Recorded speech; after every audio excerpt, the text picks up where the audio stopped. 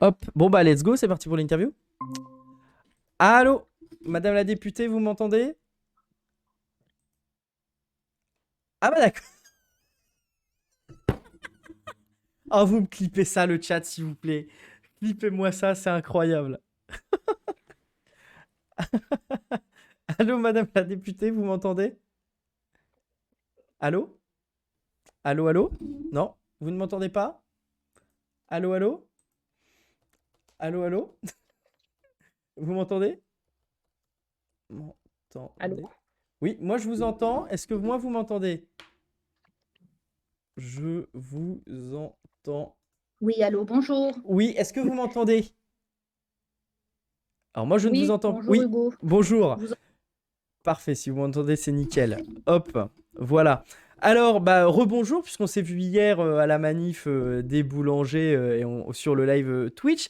Vous êtes notre invité, du coup, Madame la députée, pour vous présenter. Vous êtes députée de la 8e circonscription de Seine-Saint-Denis. Vous avez été élu de mémoire à 55% des voix face au député sortant qui était Renaissance. Et vous êtes notre invité aujourd'hui pour défendre votre proposition de loi visant à assurer un repas à 1 € pour tous les étudiants que vous avez mis du coup sur notre plateforme Pure Pause au vote. Donc pour entamer l'interview, est-ce que vous pouvez nous présenter du coup votre proposition de loi? Bien sûr, oui, bien sûr, je vais vous la présenter. Alors, ma proposition de loi, elle est très simple. On a deux articles. Dans l'article premier, on demande une tarification d'un repas, et j'ai dit bien d'un repas, et après, je vais vous expliquer pourquoi. Un repas pour tous les étudiants de France à 1 €. Voilà. Pourquoi un repas? Parce que aujourd'hui, ce qui est proposé, c'est un ticket repas dans les restaurants universitaires. Or, ma proposition, elle vise tous les points de vente, les cafétérias inclus, et donc tous ces points de vente Hmm. dans les universités devront proposer un repas à 1 €, un repas complet. Oui, on était hier pour évoquer votre proposition de loi avec deux invités, un représentant de l'UNEF et un représentant de la FAGE. Et justement, ils nous évoquaient ça que justement j'allais dire dans les bars, mais j'ai oublié, dans les cafétérias, parfois ils devaient payer limite plus cher que dans la supérette à côté. Ah oui, complètement. Alors, c'est carrément même de la folie. Parfois, ce sont des sandwichs Sodebo, donc Mhm. industriels, qui sont vendus en supermarché à 3 euros et qu'on doit payer dans les cafétérias autour de 4,50, 5 euros. Donc oui, c'est sûr que économiquement, ils y gagnent pas vraiment au change. Alors justement, dans cette PPL, on évoque tout ça. Comment cette PPL a-t-elle germé dans votre esprit? Alors, moi, j'ai un esprit de professeur de lettres. Hmm. Je suis professeur depuis presque 30 ans maintenant et j'ai enseigné, on va dire, à tous les niveaux, collège, lycée, université, donc à l'UPEC à Créteil, Université de Créteil. Et j'ai aussi enseigné à des enseignants, je les ai formés, si vous voulez. Et mon expérience à l'université est une expérience un peu douloureuse, puisque j'ai vécu aussi les années Covid. J'ai Hmm. arrêté d'enseigner quand je suis devenue députée. Et j'ai vu se paupériser mes étudiants à vitesse grand V depuis les années, même un peu avant le Covid, hein, depuis les années 2000, mais avec une accélération terrible. Et bien sûr, ma PPL, elle ne concerne que l'alimentation, mais la réalité, c'est de regarder en face toute la précarité étudiante, qui est vraiment très prégnante en France. C'est assez catastrophique. Les étudiants ont de grosses difficultés en France à se soigner, juste à avoir accès aux soins. Alors, j'ai des Hmm. chiffres, hein, on dit, j'ai le chiffre de 43% d'étudiants qui ne se soignent pas, faute de moyens financiers et faute d'accès aux soins.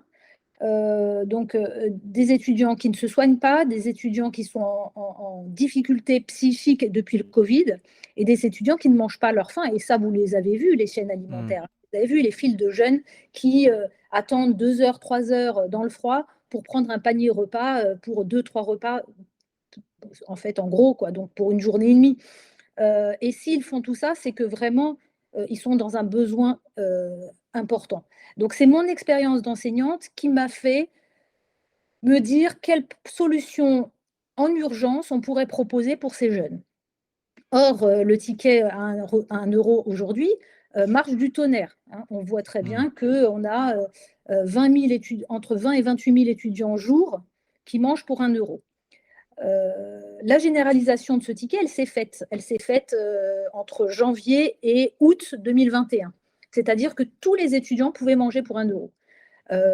Ça a eu un effet très positif puisqu'on a eu par jour 20 000 étudiants non boursiers qui sont venus manger pour 1 euro. Mm. Donc il y a une forte demande.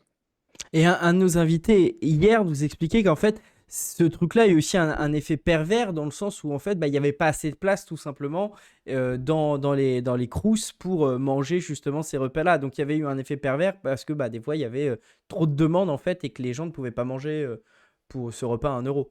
Et est-ce que du coup, il faudrait pas construire d'autres crous si votre PPL est voté? Parce que si votre PPL est voté mais qu'il n'y a pas assez de... Enfin, il y a trop de demandes que d'offres, il va y avoir un problème. Bien sûr, bien sûr. Alors, moi, j'ai une ambition pour la jeunesse en France, hein. Et mon ambition, elle est que tous les jeunes puissent manger à leur faim. Ce n'est pas une très grande ambition. Mm. Et aujourd'hui, ma proposition de loi, vous l'avez compris, elle est aussi à l'égard des cafétérias. Les cafétérias, elles sont beaucoup plus nombreuses et beaucoup plus faciles à créer. Ça coûte moins cher aux Crous. Mais mon ambition, c'est aussi de restructurer les Crous, bien sûr, d'être à la hauteur de cette exigence de s'alimenter correctement pour tous nos jeunes. Donc, évidemment, il y a une restructuration des Crous qui devrait avoir lieu. Il faut donner le moyen au service public d'assurer son service. C'est tout simple. Les Crous aujourd'hui ont des difficultés, on ne va pas se mentir, ils ont des difficultés même à trouver suffisamment d'employés pour travailler dans les Crous parce que ils ont des statuts un peu compliqués, ils sont pas très très bien payés. Ils ont des difficultés d'approvisionnement, ils ont des difficultés. Alors il y a des difficultés diverses, mais il faut y faire face. Je ne vais pas non plus penser à ne pas m'engager dans cette voie ambitieuse parce que les Crous ne seraient pas à la hauteur aujourd'hui. Mm. Et je ne leur jette pas la pierre. Les Crous font ce qu'ils peuvent avec les moyens qu'ils ont. On a une question pour vous dans le chat de Docteur Acula qui nous demande, enfin il y a deux questions. Est-ce qu'il y aura une limite d'âge à ces repas? Et la deuxième, c'est et le prix des logements étudiants? Pas de PPL là-dessus. Donc Ça vient, ça vient. Pas de limite d'âge puisque, vous savez, dans une proposition de loi, il y a des articles, les articles sont figés. hmm. Moi, dans ma proposition de loi, j'ai bien mis tous les étudiants. Donc, à partir du moment où on a une carte d'étudiant, on peut manger pour 1 euro. Donc, pas de limite d'âge. Pour le logement étudiant, alors là, on va dire que c'est une autre affaire parce que, comme vous le savez, on manque cruellement de Hmm. logements étudiants, notamment en Île-de-France. En Île-de-France, les étudiants se logent où ils peuvent, comme ils peuvent. Parfois, ils viennent de loin, donc ils trouvent au dernier moment un studio, une chambre de bonne. C'est vraiment le cas en Île-de-France, hein. Les crous sont totalement saturés. Donc aujourd'hui, bien sûr qu'il y a du logement étudiant à construire. Et d'ailleurs, c'est aussi une grande urgence. Mais moi, je me suis axée sur l'urgence Hmm. alimentaire. Un pays comme la France, qui est une énorme puissance économique, qu'on puisse accepter de voir des étudiants faire la queue pour de l'aide alimentaire, ça me semble totalement fou, en fait. C'est ça que je Et, dis. Voilà. et justement, comment vous avez réagi pendant le confinement à ces vidéos, notamment diffusées par Brut et même Hugo Décrypte qui avait fait une vidéo dédiée sur la souffrance des jeunes? Comment vous avez réagi quand vous avez vu ces images-là? Euh, Comment j'ai réagi? Alors, j'ai réagi. Vous savez à qui j'ai pensé? J'ai Non? pensé à Victor Hugo. J'ai pensé à Victor Hugo. Moi, je suis prof de lettres, hein, et au programme de la classe de troisième et non, de fin de quatrième, on étudie, les droits des enfants et donc, historiquement, le droit des enfants. Victor Hugo, il a écrit un très beau poème qui s'appelle Mélancolia. Et il dit: Où vont tous ces enfants dont pas un seul ne rit? Ces 12 êtres pensifs que la fièvre maigrit. Ben moi, j'ai pensé à Alors, lui, à l'époque, il pensait aux enfants de moins de 10 ans qui travaillaient dans les mines. Hmm. Et donc, Victor Hugo, comme vous le savez, il a été député à l'Assemblée nationale et il a aidé à créer des nouveaux droits pour les enfants et dont le droit de ne pas travailler avant 10 ans. Eh bien, moi, j'ai pensé à Victor Hugo, j'ai pensé à nos jeunes. Moi, mes 2 enfants sont étudiants. Nos jeunes qui vivent dans une précarité totalement folle, irraisonnée, totalement irraisonné pour un aussi grand pays et beau pays économiquement que la France. Donc voilà, c'est mes tripes qui ont parlé. D'accord. Et vous avez été en contact avec des associations étudiantes pour préparer votre PPL? Alors oui, parce que très tôt, dès le mois de juin, hein, j'ai décidé de travailler sur la précarité étudiante en général. Et donc j'ai reçu de nombreuses organisations étudiantes, la FAGE, l'UNEF, Alternative, la NESTAPS, l'ARES, et j'en oublie, euh, qui ont été unanimes et qui m'ont dit que l'urgence des urgences, c'était de manger. Voilà. Donc, dès le mois de juin, ensuite, je les ai auditionnés en nouveau en septembre. Et puis, on a créé des liens de collaboration et Hmm. de travail assez forts. Et vous rencontrez, si mes informations sont bonnes, Lafage demain pour en discuter de votre PPL. Tout à fait. Alors là, ce seront des auditions formelles, puisque quand on est rapporteur d'une proposition de loi, on doit faire un rapport et on doit avoir des auditions récentes. Voilà, Hmm. mais je les ai rencontrés à maintes reprises, mais je les rencontre à nouveau demain, oui. Et justement, en parlant des auditions, quelles sont les auditions que vous avez déjà réalisées, donc ces auditions formelles, et est-ce que vous prévoyez d'autres auditions? Alors, il y a des auditions d'organisations syndicales, des auditions. J'ai rencontré aussi le CESE et un Hmm. conseiller du groupe pour les jeunes du CESE. Bien sûr, nous allons voir euh, l'équivalent de la DGESCO C'est pour le notre nouvel ami. supérieur, donc pour budgétiser la proposition de loi, et d'ailleurs on est en train de le faire. Hmm. J'ai vu aussi ce matin Copain, donc une association d'aide alimentaire. J'ai vu il y a quelques semaines, voire quelques mois, au mois de novembre, Linky, qui est une très grosse structure d'aide alimentaire. Donc voilà, on va dire que principalement, nous avons vu les organisations syndicales, enfin, ce qui me semble indispensable, les associations et le CESE. Et bien Alors, sûr, l'État. on a une question pour vous. Une PPL comme ça de bon sens qui n'obtiendrait pas le vote à l'unanimité, comment réagiriez-vous? Alors attendez, juste j'ai oublié Ah, un pas de souci. interlocuteur essentiel, le Crous, les Crous, Ah le bah comité oui. Crous. Bien sûr, et on les voit demain après-midi. Alors oui, c'est une PPL de bon sens.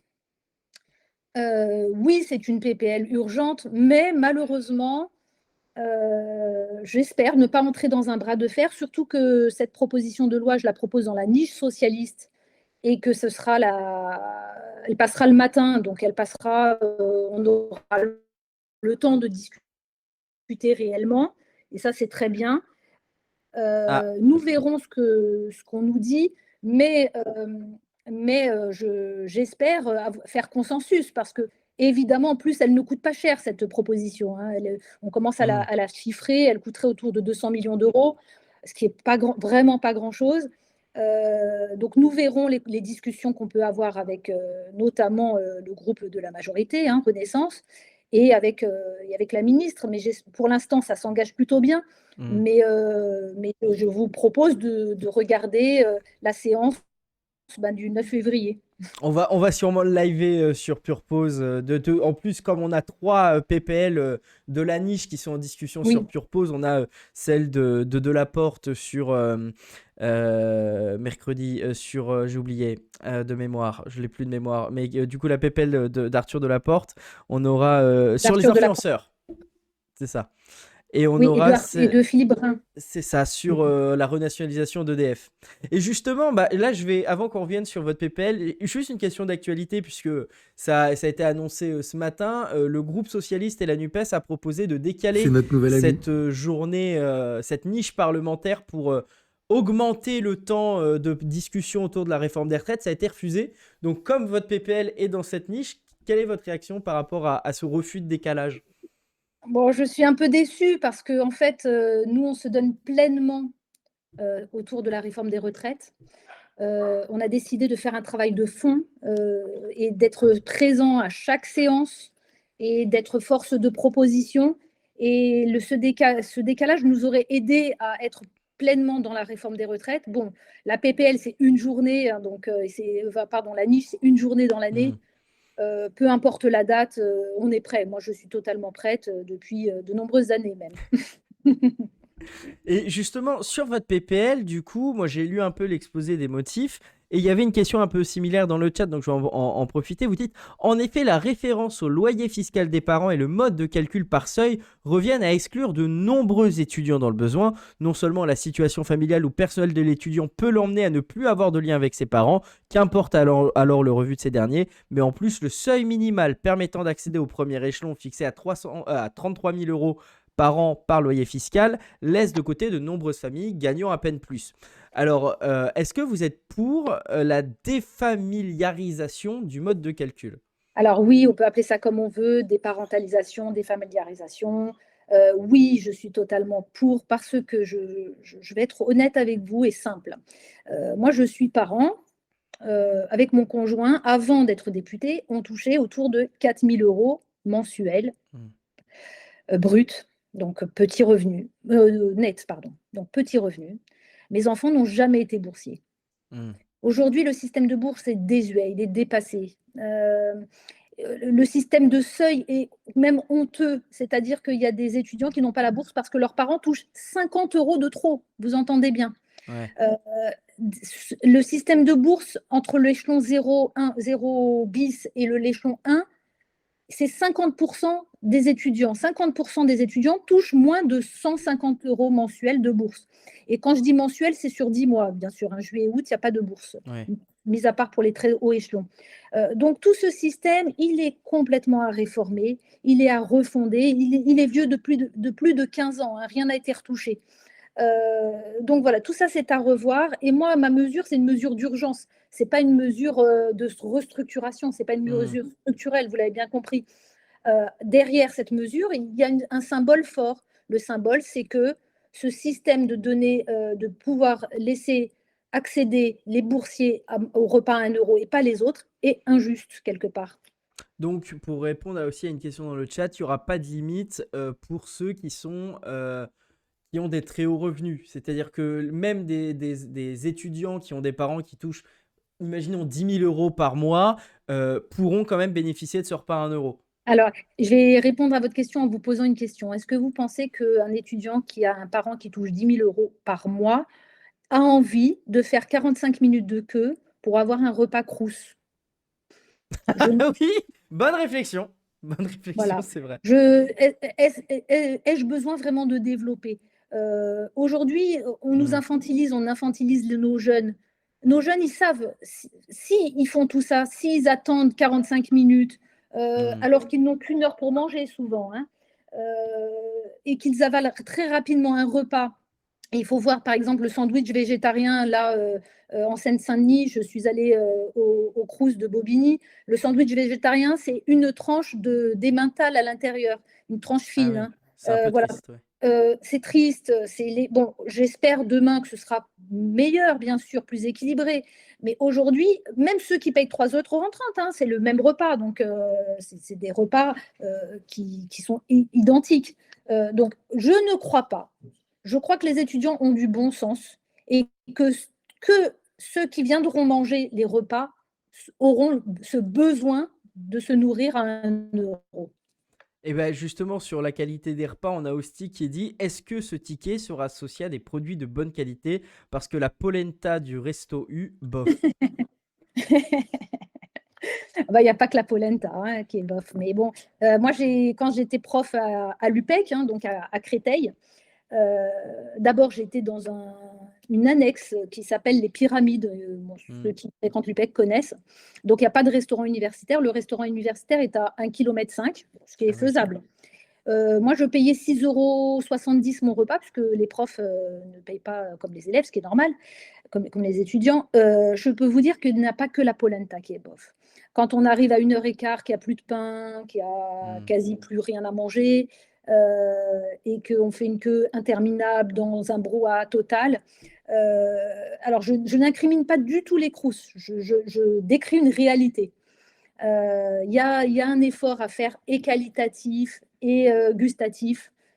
Je vous le concède, mais je crois que ma PPL aussi, c'est une PPL qui va donner les moyens aux Crous de faire les moyens financiers. Parce que de toute façon, ma PPL, elle n'a aucun intérêt si les Crous n'ont pas les moyens de proposer aux étudiants ce repas à 1 euro qualitatif, quantitatif.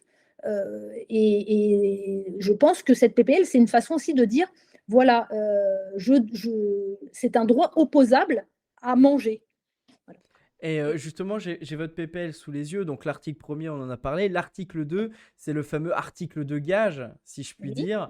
Euh, Est-ce que vous pouvez expliquer, c'est vrai que pour les gens qui nous regardent, on en parle souvent, mais on l'explique rarement, qu'est-ce que c'est gager son article, gager la perte?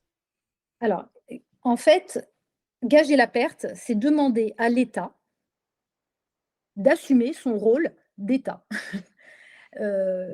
L'université, c'est un service public. Hmm. Donc l'État mettra les moyens nécessaires pour respecter ma proposition de loi. C'est-à-dire que si elle est votée, c'est l'État donc, qui payera les 200 millions ou 300 millions d'euros nécessaires à mettre en œuvre ma loi.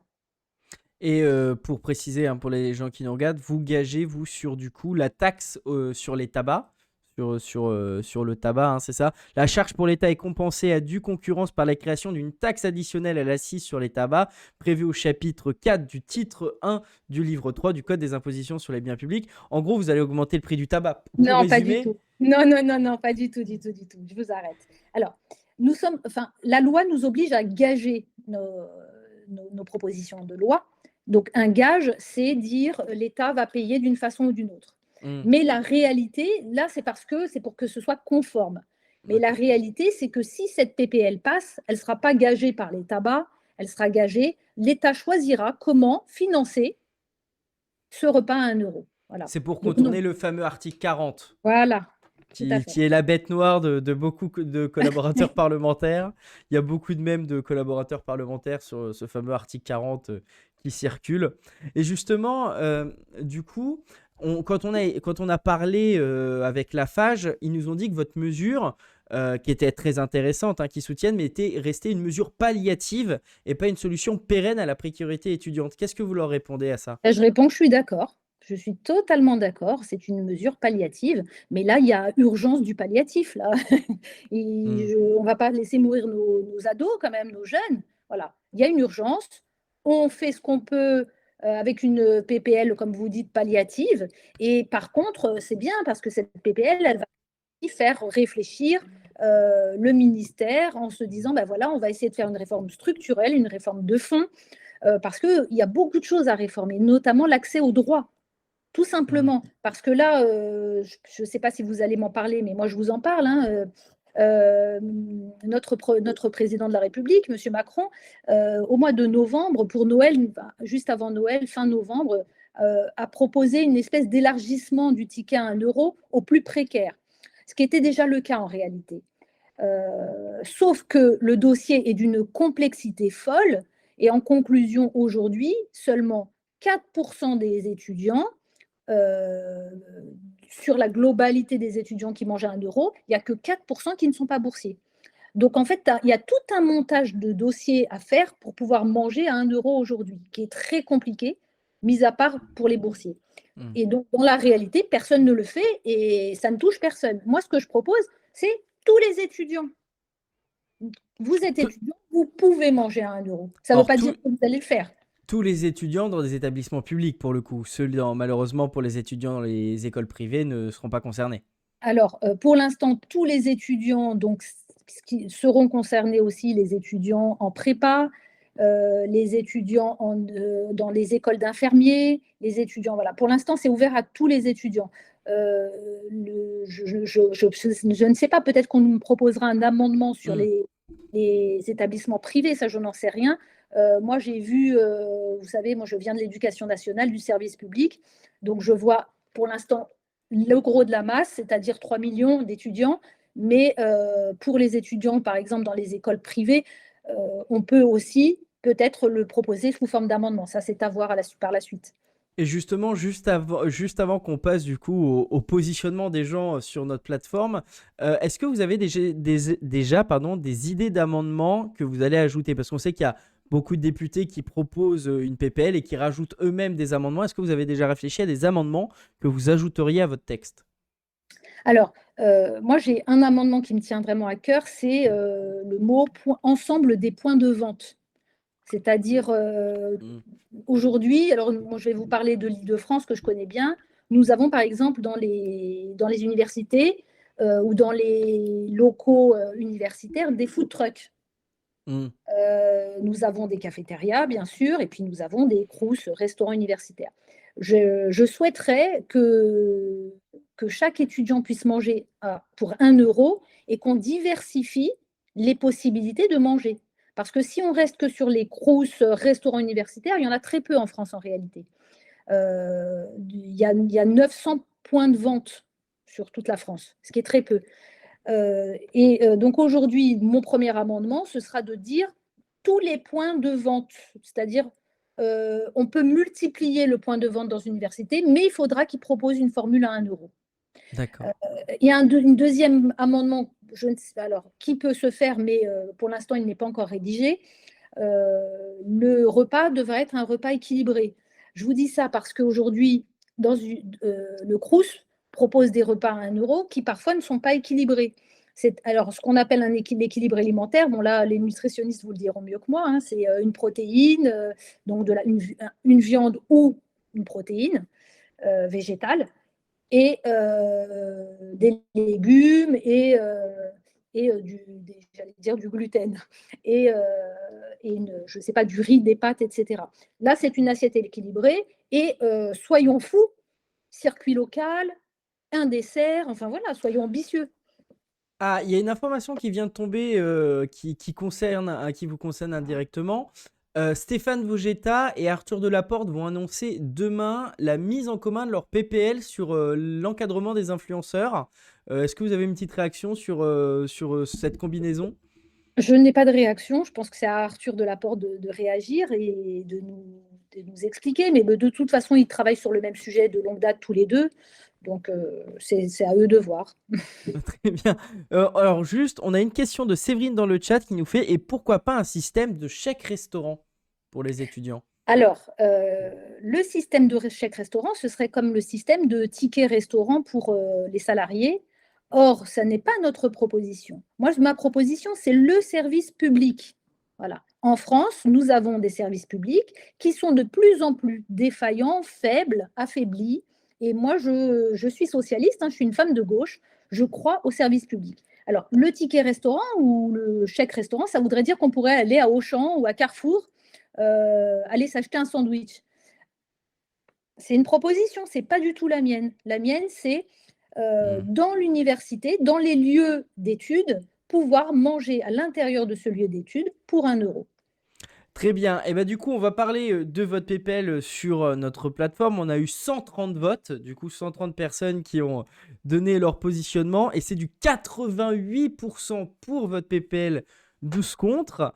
Donc félicitations, le texte est adopté chez Purpose. Est-ce que j'ai un truc pour taper? Oui. Adopté. Alors, je voulais juste vous faire réagir à quelques arguments. On a 15 personnes qui ont argumenté leur pour ou contre. On a 12 pour et 3 contre, donc ce qui respecte à peu près le 88%. Moi, je voulais d'abord vous faire réagir sur les contres, évidemment, sinon c'est pas rigolo. On a Titor, par exemple, qui nous dit: c'est de l'assistanat. L'État nous ponctionne, redistribue et nous payons des fonctionnaires pléthoriques pour valider tout ça. Nous crevons sous le poids d'une réglementation incompréhensible. Avez-vous bien rempli le formulaire CZX 1978? Un étudiant doit avoir les moyens par une bourse de se nourrir. Qu'est-ce que vous lui répondez à Titor? Eh ben, la deuxième partie, je suis totalement d'accord. Un étudiant doit avoir les moyens de se nourrir par une bourse. Donc là, je suis totalement d'accord. Et ce n'est pas avec une bourse de 100 € qu'on peut se nourrir. Donc, bien sûr, le système de bourse doit être réformé et il doit être à la hauteur d'une vie d'un étudiant. Un étudiant, il dépense en moyenne 1200 € mensuels. Or, souvent, les parents ne peuvent plus aider aujourd'hui, vu le rythme de l'inflation, les prix de l'énergie. Des parents revenus moyens français ne peuvent quasi pas aider ou pas du tout aider leurs enfants. Par contre, je ne suis pas du tout d'accord avec la première partie de l'idée de cette personne dont j'ai perdu le nom. L'assistanat, alors, dans ce cas, pourquoi parlerait-on pas d'assistanat lorsque l'on aide les entreprises et qu'on ne leur fait pas payer leur super profit qu'ils gagnent honteusement pendant la période Covid, hein, je vous rappelle 40 milliards pour Total. Donc, c'est de l'assistanat de grosses entreprises dans ce cas aussi. Aider les plus fragiles, ce n'est pas de l'assistanat, c'est de la répartition des richesses. Voilà. En France, nous payons des impôts, nous les payons tous et toutes. Et les répartir ces richesses, c'est faire un pari sur l'avenir. Je vous rappelle que nos jeunes deviennent des chercheurs et qu'en France, nous avons besoin d'un système de recherche fiable, solide, probant. Souvent, au niveau international, on nous envie nos chercheurs. Ben, on ne nous envie pas nos étudiants de licence qui font de la queue pour se nourrir. Voilà. Alors on a sinon le bon sens qui dit pour et contre, donc plus nuancé. Nous vivons dans un monde beaucoup trop complexe. Il faut simplifier et être équitable pour le même prix pour tous les étudiants, donc pour le maintien de la règle actuelle, mais contre les béquilles et les rustines. Il serait plus simple de verser une somme mensuelle pour tous les jeunes suffisante pour se nourrir là où ils veulent et étudier, donc contre la rustine ticket restaurant. C'est un peu tout ce qu'on a dit avant que vous avez contredit du coup. Ah oui, oui, ça serait plus simple. Donc, je suis d'accord. Je suis d'accord, sauf que quand Boris Vallaud a fait une proposition de loi qui s'appelle Elle et qu'il a proposé une allocation autonomie autour d'un montant d'une espèce de RSA à 800 euros, ça n'a pas été voté, c'est pas passé. Donc aujourd'hui, on n'est pas prêt. On n'est pas prêt. Donc je fais du palliatif, oui, de la rustine si vous voulez. Mais en tout cas, j'aimerais qu'à la rentrée prochaine, mes jeunes ne fassent pas la queue aux aides alimentaires. Et on va faire quelques pour aussi, parce qu'on est gentil aussi. On a Jean-Luc, pas Mélenchon, hein, donc détendez-vous les insoumis dans le chat. C'est qui nous dit: c'est le minimum que l'on puisse faire, poursuivre des études longues à un coût. Ce coup de pouce doit être proposé à tous les étudiants. L'idéal serait un revenu universel imposable pour les étudiants les moins favorisés, serait aidé sans contrepartie, et les plus favorisés verraient cette somme soumise à un impôt dans le revenu des déclarants. Un peu plus d'égalité ou d'équité pour les étudiants qui représentent une partie du futur de notre pays serait une belle chose. Bon, écoutez, on va le prendre comme collaborateur, ce jeune homme. Et l'idée d'un revenu universel imposable, on sait que c'était la proposition du candidat socialiste en 2017, Benoît Hamon. Qu'est-ce que ça vous évoque, du coup, cette proposition ? Ça m'évoque qu'il a parfaitement raison, qu'aujourd'hui, les étudiants ne doivent se fixer que sur leurs études, ne doivent penser qu'à leurs études, qu'il est tout à fait inadmissible. Moi, je vais partir de mon expérience. Mes étudiants ne pensent qu'à leur petit boulot, qu'à leur future promesse, leur entretien d'embauche chez Decathlon, que à peut-être leur promesse d'embauche, ils connaissent rien du tout, donc ils signent sans comprendre. Que voilà. Est-ce qu'on peut se focaliser sur ces études et vivre comme ça 1000 vies en une? Et puis la vie de labeur, c'est une vie difficile. Hein. Quand on travaille chez Decathlon le dimanche et qu'on voit plus de 1000 clients dans la journée, je vais vous dire, les partiels, on n'y pense pas. Donc oui, bien sûr, un revenu minimum, je suis totalement d'accord. Je vous dis juste que il y a 1 an et demi, la France n'était pas prête. Enfin, les députés français n'étaient pas prêts à l'entendre. Donc oui, ma proposition, elle vaut ce qu'elle vaut. Elle a, enfin, voilà, elle a la valeur qu'elle a. Pour moi, c'est une valeur palliative et vous avez raison, mais je le dirai. J'ai d'autres propositions. Bien sûr qu'en tant qu'enseignante, j'ai une vision globale sur la précarité étudiante.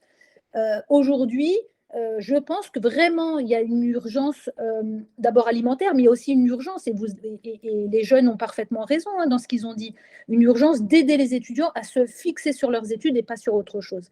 On a Arthur dans le chat qui est étudiant qui dit: je compte sur vous, madame la députée, j'ai envie de pouvoir manger au resto U, j'en ai marre de rentrer chez moi pour manger moins cher.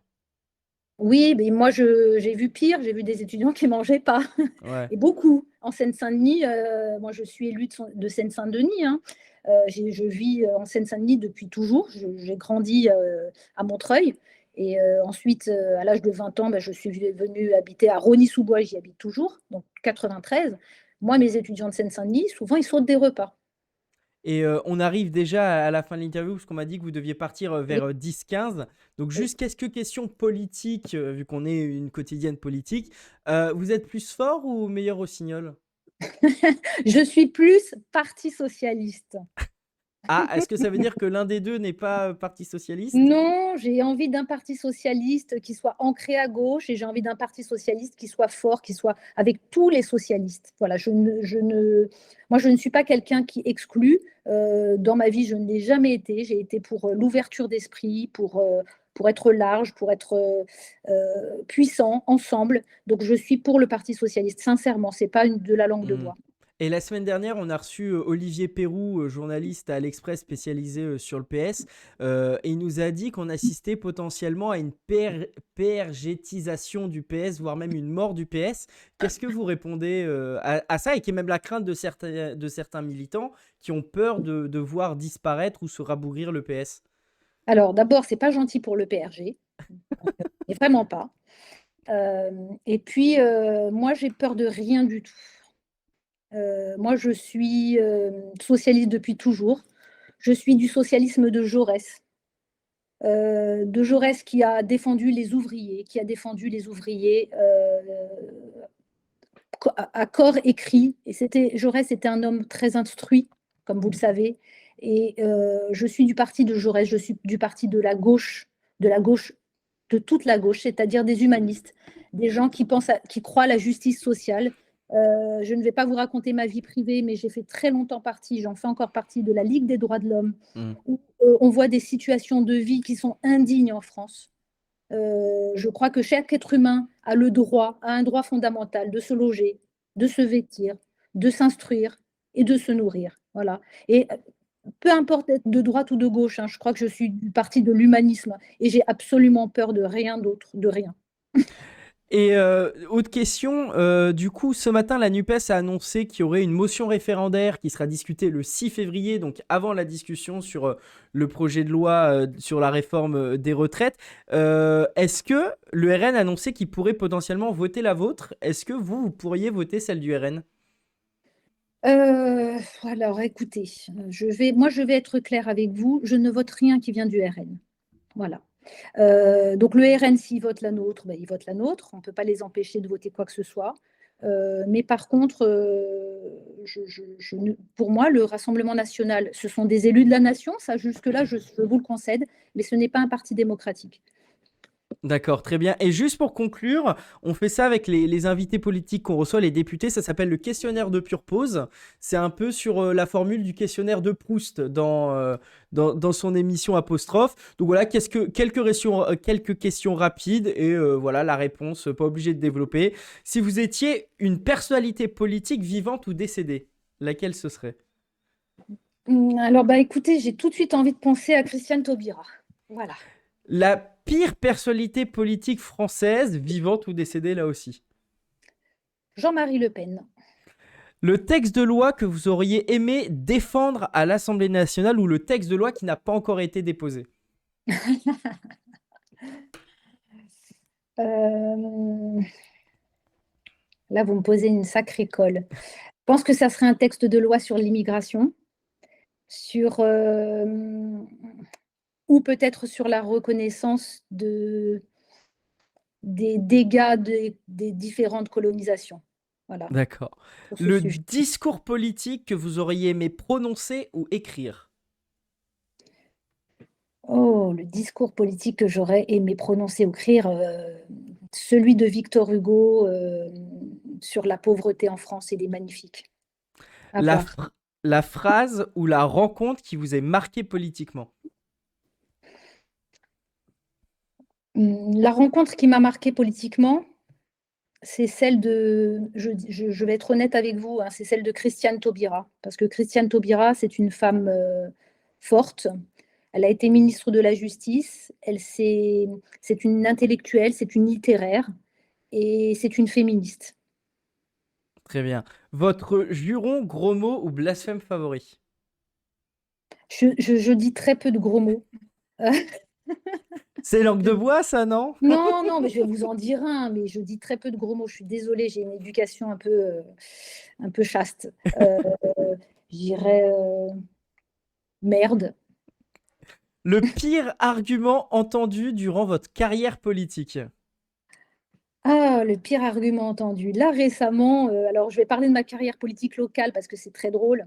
Euh, la mairie LR, donc on a un maire LR depuis 30 ans, hein, donc les Républicains, a décidé de ne plus faire de visio pour les conseils municipaux. Ça coûte 30 000 euros. Il a dit ça coûte trop cher, donc ça sera plus transmis. Et d'un autre côté, en plein mois de décembre, il a fait une fête foraine avec dépenses d'électricité totalement folles, des manèges, des lumières, voilà. Et il a laissé cette fête. Alors les lumières, par exemple, des guirlandes de Noël sont encore allumées à Rosny-sous-Bois, jour et nuit. Voilà. Le meilleur compliment qu'on vous ait fait en tant que député? Moi, j'aime quand on me dit que je symbolise quelque chose, que je symbolise l'enfant d'immigré qui, pour certains, a réussi, ou quand je Mhm. symbolise la femme issue de l'immigration qui essaye de représenter le peuple. J'aime bien, ça me plaît. Le livre qu'un député doit avoir sur sa table de chevet? Alors, je dirais, j'hésite. Ah, c'est compliqué. On peut en dire plusieurs, on peut avoir une bibliothèque. Et je vais dire un truc totalement fou que personne ne fera, les Rougon-Macquart de Zola. Et dernière question du coup de ce questionnaire de pure pause, vous vous voyez où dans 5 ans? Oh, alors là, je ne sais pas, j'ai même pas envie de le savoir. Moi, mes combats, c'est des combats du quotidien. Le long terme, je ne sais pas du tout. Ministre de l'enseignement supérieur, ça pourrait vous intéresser? Non, pas du tout, je crois pas. Non. Ça ne m'intéresse pas. Ce qui On m'intéresse, verra ça dans 5 ans. on verra, voilà, on verra. Mais le concret, le quotidien, c'est ce qu'il y a de beau. Et une toute dernière question de conclusion. Dans quelques minutes, les QAG ont déjà commencé. Dans quelques minutes, ce sera votre collègue Sébastien Peytavi qui posera sa question. Il a été absent 6 mois de l'Assemblée nationale après une chute et une Oui. infection. On rappelle que c'est le premier député de la 5e en fauteuil roulant. Quel symbole ça fait aussi d'avoir des personnalités handicapées en situation de handicap? On a aussi José Borin du RN qui est aveugle. Qu'est-ce que ça fait aussi cet hémicycle qui s'ouvre aussi aux personnes en situation de handicap? Écoutez, alors c'est bien, mais je voudrais pas que ça cache, que ce soit l'arbre qui cache la forêt. La Hmm. réalité, elle est qu'on a 577 députés et 2 en situation de handicap visible. C'est très peu. Bon, c'est bien sûr Hmm. une bonne chose, mais alors de façon anecdotique, on a dû refaire les pupitres pour notre collègue en fauteuil Hmm. roulant. Vous voyez, c'est pour vous dire que rien n'est adapté dans la société. L'Assemblée a publié une vidéo effectivement de l'adaptation du bas de l'hémicycle par rapport à cela. Et dernière question, c'est ce qu'on fait à chaque fois, on demande à nos invités de dire un mot aux personnes qui nous regardent. Quel est votre message aux gens qui nous regardent actuellement? J'ai eu peur, je pensais que vous alliez me demander de chanter la Marseillaise. Je Donc, note pour les prochaines émissions. Je note pour les prochaines émissions. Donc, vous voulez que je dise un mot? Enfin, pas un mot, enfin une phrase. Qu'est-ce que vous avez à dire aux personnes qui nous regardent actuellement? Alors, ce que j'ai à dire, je suis désolée, mais moi, je suis dans ma proposition de loi. Je voudrais dire aux gens qui vous regardent, qui nous regardent, que l'opinion publique, c'est en France, pour moi, c'est ce qu'il y a de plus beau. Et que si vous vous mobilisez pour ma proposition de loi, si petite soit-elle, je pense qu'il y a de fortes chances pour qu'à l'Assemblée, l'écho du peuple arrive et que ma proposition passe. Donc, partagez-la, discutez-en. Je ne vous demande pas d'être tous d'accord, mais d'en discuter, de la partager sur les réseaux sociaux. N'hésitez pas à m'envoyer vos commentaires, vos questions, de façon à ce que je puisse l'amender au mieux. Mais voilà, je pense que ma phrase, ça sera ça. Ça sera, s'il vous plaît, les jeunes méritent de manger au moins. Eh ben, c'est sur ça qu'on va se conclure.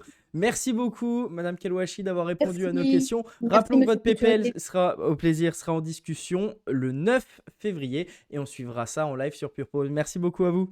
Très bien, à bientôt.